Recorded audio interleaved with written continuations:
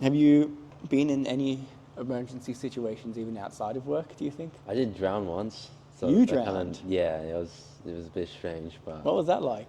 How did it happen? I was doing some hypoxic underwater training, trying to increase my lung capacity by, Nice. you know how when you hold your breath and then you just kind of swim like Yeah, that? it's like, can I to swim the end? 25 meters? Yeah, or doing that for 50. Yeah.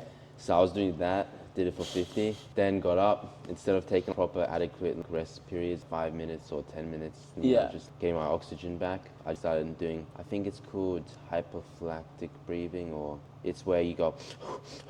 Yeah, I know what you mean. I can't think of the word right now, but yeah. Well, I was doing that to like artificially increase the amount of oxygen I have without, requiring it. Yeah. So then after doing that for 60 times and then going down again, doing another 50, this time 55, so went 50 and then touched off a little bit, did that and then did it again for 80 times. Yeah. And then went 50, then I realized I needed a breath. So I went, touched the wall, went up, had my breath, but the breath is what turned me unconscious. Really? Because my brain didn't have any real oxygen, so as soon as I had that O2, brain had to restart itself. All I remember is I hit the wall, got up, took my breath, and then I woke up on the side of the pool. Really? And there was lifeguards and stuff, and I was thinking in my head, did I get up and just walk and then slip and fall? Yeah, you don't know. Is that You what happened? black.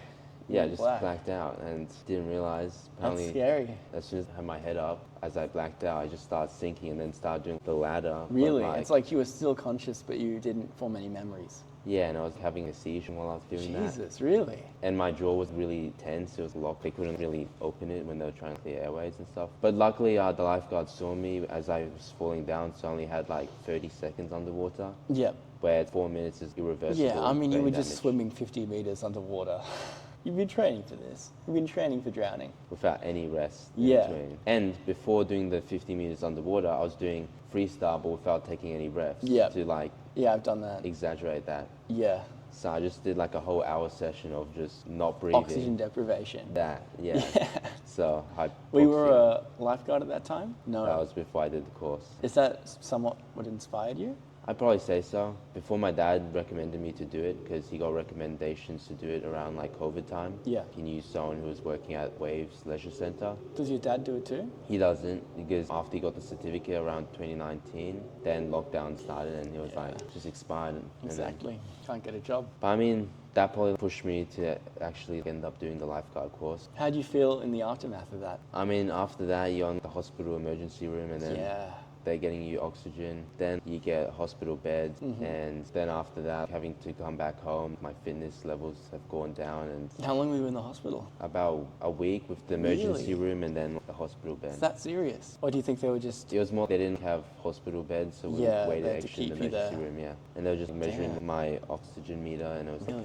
it was 92 or something. Quite low. But then improved as I got more oxygen throughout the time being How there. do you feel about what you were doing now? Like after it all happened, do you look back with regret on doing the training or... The lifeguard training or the No, I mean like swimming 50 meters underwater. I'm not too sure because it may have been the thing that caused me to become a lifeguard, get the certificate and get the job here. Yeah. And you didn't really have any permanent negative consequences to it. Apart from